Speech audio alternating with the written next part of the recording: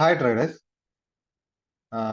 നിഫ്റ്റിയുടെ നാളത്തെ ലെവൽസ് നമുക്ക് എന്തൊക്കെയാണ് മോണിറ്റർ ചെയ്യേണ്ട ലെവൽസ്? നിഫ്റ്റിയുടെ ഹൈപ്പോ, അതായത് നിഫ്റ്റി നാളെ ലെവൽസിൽ എങ്ങനെ ബിഹേവ് ചെയ്യും, ഇപ്പോഴത്തെ ട്രെൻഡ് എന്താണ്, ഇതൊക്കെയാണ് നമ്മൾ ഇപ്പോൾ ഡിസ്കസ് ചെയ്യാൻ പോകുന്നത്.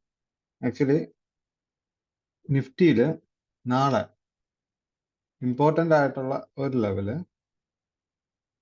ഈ മന്തിന്റെ ഹൈ ആണ്. ഓക്കെ, നാളത്തെ ഇമ്പോർട്ടൻ്റ് ലെവല് ഒന്ന് ഈ മന്തിന്റെ ഹൈ ആണ്. പിന്നെ ഈ ലെവല്, ഓക്കെ, ഈ ലെവല് ഈ മന്തിന്റെ ഹൈ, ഈ വീക്കിന്റെ ഹൈ. ഓക്കെ, ഈ ലെവൽസ് ആണ് നാളെ നമുക്ക് ഏറ്റവും ഇമ്പോർട്ടൻ്റ് ആയിട്ടുള്ള ലെവൽസ്. ഓക്കെ, നിഫ്റ്റി ഇപ്പം ഹയർ ഹൈസ് ഉണ്ടാക്കി മുകളിലോട്ട് പൊക്കോണ്ടിരിക്കുകയാണല്ലോ, അല്ലെ? ഹയർ ക്ലോസും തന്ന് മുകളിൽ പൊക്കോണ്ടിരിക്കുകയാണ്. അപ്പോ നിഫ്റ്റിക്ക് ഈ സ്ട്രക്ചർ കണ്ടിന്യൂ ചെയ്യണം, അതായത് ഹയർ ഹൈസ് ഉണ്ടാക്കുന്നത് തന്നെ കണ്ടിന്യൂ ചെയ്യണമെങ്കിൽ നിഫ്റ്റി നാളെ ഈ ലോ ബ്രേക്ക് ചെയ്യാൻ പാടില്ല. ഓക്കെ, നിഫ്റ്റിക്ക് ഈ സ്ട്രക്ചർ കണ്ടിന്യൂ ചെയ്യണമെങ്കിൽ നാളെ ഈ ലോ ബ്രേക്ക് ചെയ്യാൻ പാടില്ല. ഓക്കെ, എന്നാലല്ലേ ഹയർ ഹൈ സ്ട്രക്ചേഴ്സ് കണ്ടിന്യൂ ചെയ്യാൻ പറ്റത്തുള്ളൂ.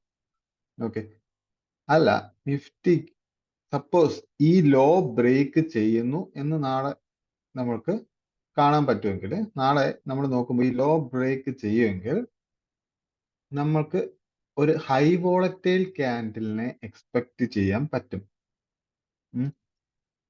നിഫ്റ്റിക്ക് ഈ സ്ട്രക്ചർ കണ്ടിന്യൂ ചെയ്യണം, ഈ ഹൈ ബ്രേക്ക് ചെയ്യാനുള്ള ഇന്റൻഷൻ ആണ് നിഫ്റ്റിക്ക് ഉള്ളതെങ്കിൽ നാളെ ഈ ലെവലിനെ ബ്രേക്ക് ചെയ്താലും ഇത് ഈ ഹൈയേം ബ്രേക്ക് ചെയ്യുന്ന ഒരു ഹൈ വോളറ്റൈൽ ക്യാൻഡിൽ ഉണ്ടാകാനുള്ള ചാൻസ് കൂടുതലാണ്.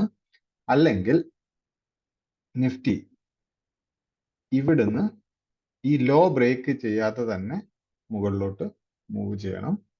മുകളിലോട്ട് മൂവ് ചെയ്യുമ്പോൾ ഇത് നിഫ്റ്റിക്ക് റെസിസ്റ്റൻസ് ആണ്. ഓക്കെ,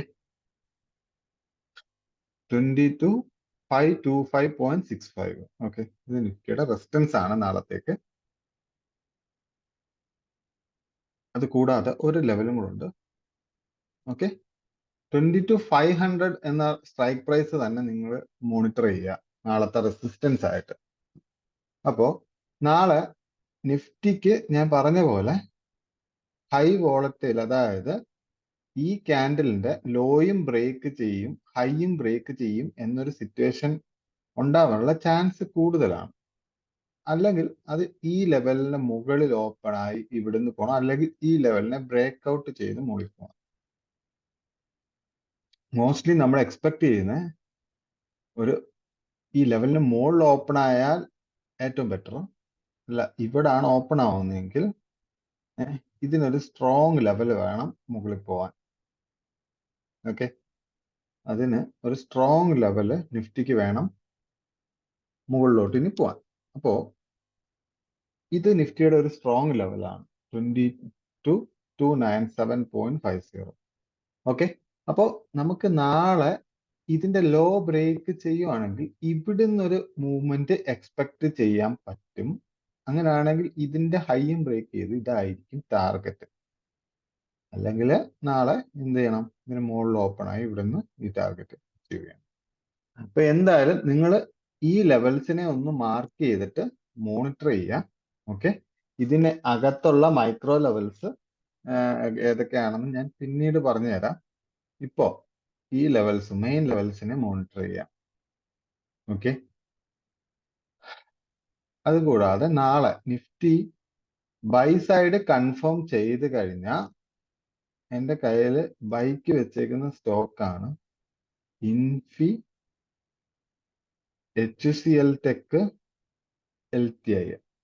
ഓക്കെ, ഇൻഫിയില് ഞാൻ മോണിറ്റർ ചെയ്യാൻ പോകുന്ന ലെവൽ ഇതാണ്. ഈ ലെവലിനെയാണ് ഞാൻ മോണിറ്റർ ചെയ്യുന്നത്. ഓക്കെ, ടാർഗറ്റ് ഇൻഫിയില് ഇതാണ്, 2.48% ഉണ്ട്. നമുക്ക് നല്ലൊരു ട്രേഡ് കിട്ടാനുള്ള ടാർഗറ്റ് ഈ ഇൻഫിയില് ഉള്ളത് കൊണ്ടാണ് ഞാൻ ഇതിനെ ട്രേഡ് ചെയ്യുന്നത്. ഇപ്പോ ഇൻഫിയുടെ എന്തുകൊണ്ട് ഈ ട്രേഡ് ചെയ്യുന്നത്, അതിന്റെ റീസൺ, അതായത് ഇതാണ് അതിന്റെ ടാർഗറ്റ് എന്ന് പറയുന്നത് എന്തുകൊണ്ട്, അതൊക്കെ അറിയണമെങ്കിൽ എനിക്ക് വീഡിയോയിൽ ഒന്ന് കമന്റ് ചെയ്യുക. ഞാനപ്പോൾ അതിന്റെ എക്സ്പ്ലനേഷൻ തരാം. Okay okay traders, thank you.